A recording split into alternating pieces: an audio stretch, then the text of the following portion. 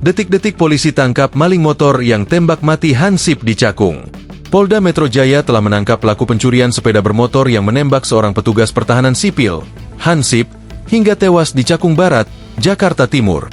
Pelaku berinisial R yang melakukan penembakan Pam Swakarsa di Cakung ditangkap Subdit Resmob di Treskrimum Polda Metro Jaya, kata Kabid Humas Polda Metro Jaya, Kombes Polisi Budi Hermanto dalam keterangannya di Jakarta, Minggu. Budi menjelaskan, pelaku diamankan saat akan kabur ke Lampung. Pelaku ditangkap saat menyeberang di Pelabuhan Penyeberangan Bakauheni, Lampung Selatan.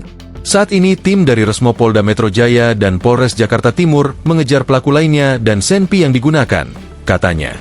Kepolisian memburu pelaku pencurian sepeda bermotor yang menembak seorang petugas pertahanan sipil, Hansip, hingga tewas di Cakung Barat, Jakarta Timur, pada Sabtu 8 November pagi.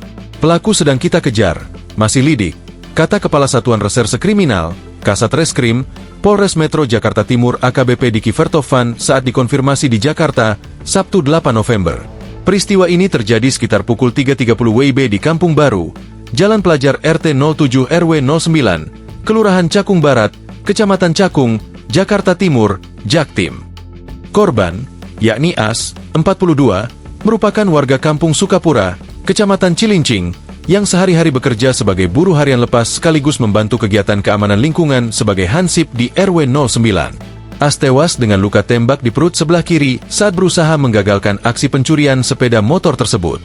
Kapolsek Cakung, Kompol Widodo Saputro menyebutkan, pihaknya telah melakukan olah tempat kejadian perkara, TKP, dan pemeriksaan lebih lanjut di lokasi kejadian, termasuk pengumpulan barang bukti dan jejak pelaku.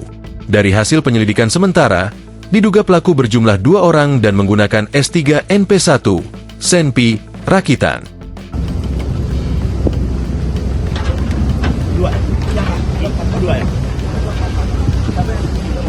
Download Tribun X sekarang, menghadirkan lokal menjadi Indonesia.